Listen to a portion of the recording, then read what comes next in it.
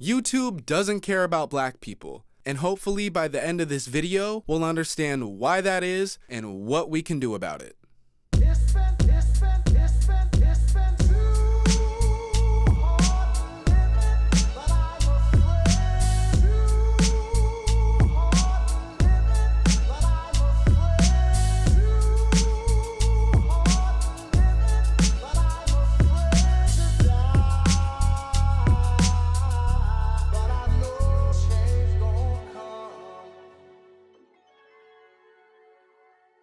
My name is Malik Rayshawn. I'm 25 years old, born and raised in Portland, Oregon. I'm a hip-hop artist, youth mentor, and now, YouTuber.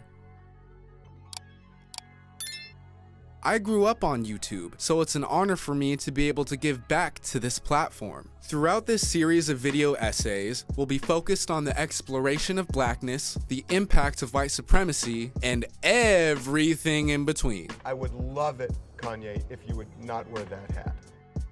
This will be a growth space for people to challenge their understanding of the world we live in. It's important for people to engage in these topics so that they can feel more empowered to make significant impacts in the spaces they exist in. The amount of trauma that every black body is subject to as a product of white supremacy and anti-blackness is immeasurable. I pray that sharing what I've learned and experienced can help arm folks with the tools they need to keep themselves safe and aware within all of that harm. I have one philosophy throughout all of the work that I do: expressing myself while inspiring others to inspire others to express themselves. That looks like me sharing my process of making music, critiquing media through a radical trauma-informed lens, and sometimes talking to the camera when I got a lot to say and I need to feel heard. The impact of that is people who share similar identities to mine breaking through some of those barriers keeping them from their expression. My main goal, in addition to expression and inspiration, is representation. But we'll come back to that in a minute. Oh my god, Malik, what kind of videos did you grow up watching? Thanks, unnamed member of the audience. Let me show you. And when I show you, let me know if you notice any similarities between these creators. Roll the clip, editor Malik! I found it helps you get hired more often if you evaluate beforehand the sexual orientation of your employer. What's up, homie G? Get down with your gangsters, eh? Can you speak Spanish? Si, señorita. Queso nachos Belgrande. What a fucking nigger. Hey, yo, what the fuck? America's favorite demographic. Ugh. The issue isn't that they're white or that they're men. My issue is that they were fully willing and comfortable exploiting marginalized identities for content. It may be true that the 2000s was a different time and people were a lot more aware in the 2020s. Objection! This wasn't attributed to a particular point in time, but a product of unchecked privilege. But that's a topic for a whole nother video. Pardon the interruption, but I don't think I did a great job of expressing what the real issue is here. Not only did I grow up watching white creators, I exposed myself to casual homophobia, racism, and just a general lack of care for how things can impact others. The byproduct of this is someone who grows up and thinks it's okay for white people to say the N-word and thinks it's okay for straight people to make gay jokes. If it wasn't obvious, that was me. I was encouraging my white friends to say the N-word, and I, even though I was a closeted queer and wasn't technically straight, was in the role of a straight person who makes gay jokes. And I can't 100% blame YouTubers for that, but I can't act like their influence didn't impact my sense of humor growing up. As a kid, I had no idea that there were black people on YouTube. It wasn't until I started decolonizing my screens in 2018 that I discovered prolific content creators who look like me. Here's a few examples of folks I could have been watching. T1J, who started in late 2007, CoryxKenshin, mid-2009, Blaque, late 2010. It is not an easy task finding early black YouTubers. I searched all over Google and was only able to find one black woman YouTuber pre-2010. Shout out to my man FD Signifier for promoting other Black channels for me to support. Mr. FD, you my nigga. Because I didn't see Black people on YouTube, I assumed that which I consumed was not for me to create. I felt like I would never make an impact in the space because I don't belong. My very whitewashed subscription list was also reflective of my community in real life. Every room that I walked into felt like a fresh jar of mayonnaise. Portland is one of the whitest cities in the entire United States, with a Black population of less than 6%. Fun fact, the entire state of Oregon has been a nesting place for different factions of the KKK since the early 1900s. According to the Register Guard, by December 1923, there were 65 KKK claverns, or chapters, in Oregon, with a peak membership of 35,000, according to the UO hired historians. I'll leave a link in the description if you want to learn more about that. My childhood as a fly in the blatantly racist milk was defined by isolation, lack of safety, and a strong feeling of insignificance. I was curious how my experience was similar and different from others, so I called in my community to share their stories. Representation absolutely matters. It is key to being successful in life, a key to happiness, a key to joy. I remember shows like Fresh Prince of Bel-Air, The Cosby Show, Living Single, Half and Half, Little Bill, Maggie and the Ferocious Beast. I don't know why, but Maggie and the Ferocious Beast had a little bit of Black in it, you know. Maggie and the Ferocious Beast to nowhere land. Hey, the Ferocious Beast, he was Black, I don't care. The first one that hits me is Kim Possible with Wade. And he's got like that Black nerd thing going on. I was super big into Static Shock as a kid. And then there was like one time I remember there was a Black Power Ranger. I was really hyped about that. Only Black people I can remember growing up watching was maybe like a background character in a TV show that wasn't reoccurring or anything, and then Barack Obama. Other than that, the only other Black person I could think of was the Blue Rangers of a Power Ranger Samurai. That was it. Imagine every time you open up a textbook, every time you turn the television on, you scroll the internet, and every time you see people, they look like someone else. They don't have the same hair color as you, same eye color, same skin tone, same hair texture. What does that do to the human psyche when every time you turn to something and it looks like another people that's not representative of who you are? I kind of realized that these representations of fictional characters kind of put me in a mindset that like I could only emulate Black fictional characters.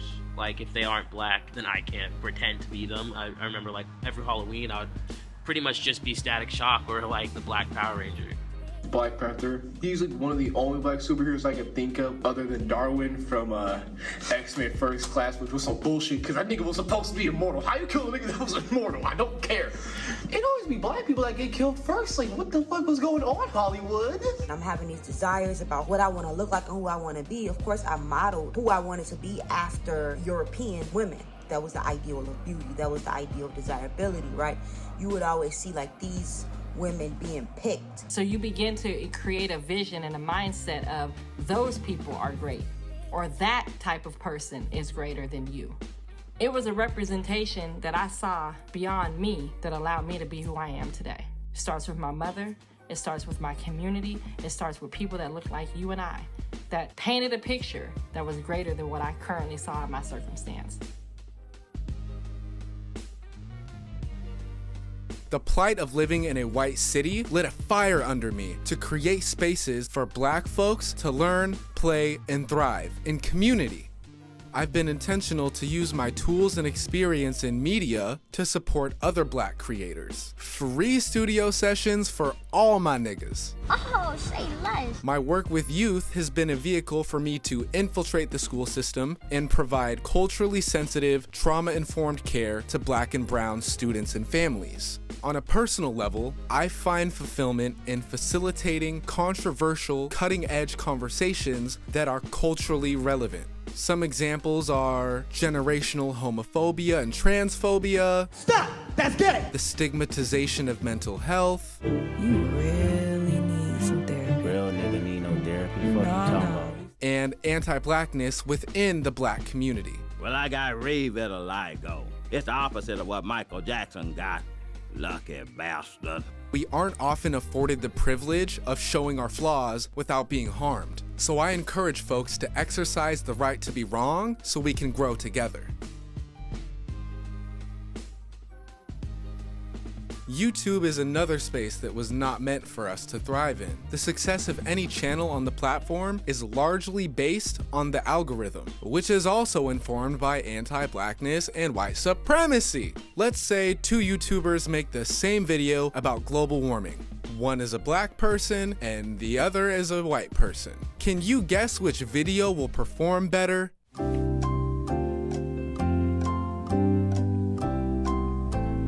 Of course the fucking white one will! YouTube will and has funneled creators and viewers around in ways that reflect the biases and prejudices of the population it serves. There are more white people in America than anyone else. There are more white consumers on the platform than anyone else.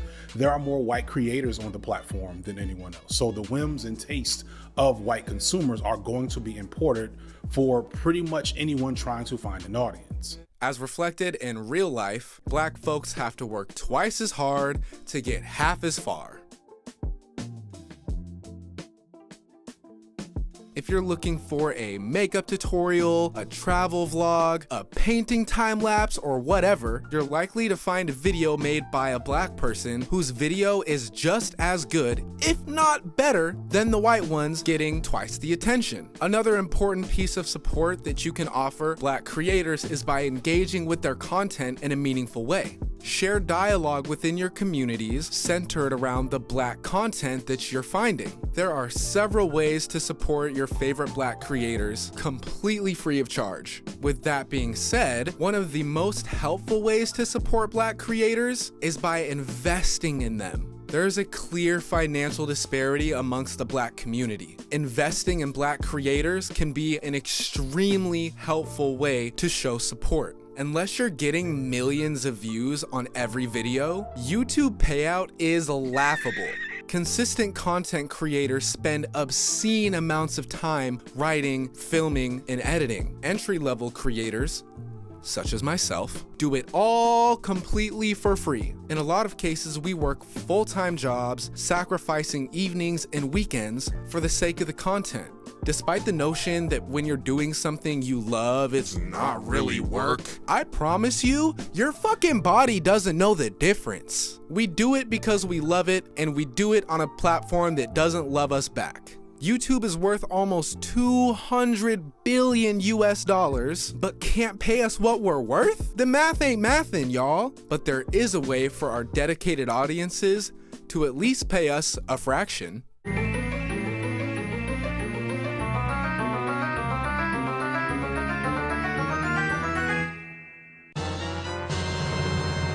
Patreon is a subscription service that gets you exclusive access to certain perks while financially supporting your favorite creators. There's different tiers of membership that you can subscribe to so that you can give without giving too much. My Patreon has 3 tiers. At $2.47, we have the Name Was Here tier, where I'll say your name at the end of each essay. For $5.47, in the Let's Talk About It tier, you'll get an invite to my patron Discord where we can engage in discussions about my content as a community. You'll also gain the opportunity to pitch me your ideas for subjects to cover in future videos. Which is special, because like, if you know me personally, you know I don't fucking take suggestions. For $10.47, you enter into the Help Me Quit My Job tier, which gives you early access to all of my video essays. If you're impatient like me, this tier is for you. But if you're broke like me, the Name Was Here tier is for you. Shit, just $10 for the whole package? Man, that's better than Netflix. Stop the cap. The link to my Patreon will be in the description if you would like to join. YouTube doesn't care about black people, but neither does George Bush. And if there's one thing that Kanye West taught me, it's that being black is one of the greatest currencies in the entire world. We are valuable, we are worthy, and we have the potential to be great in any space that we enter, virtual or otherwise. As we continue stepping into our power and privilege to express and inspire, maybe more of us will see all of that greatness within ourselves. God made me black, and I'm blessed to be black.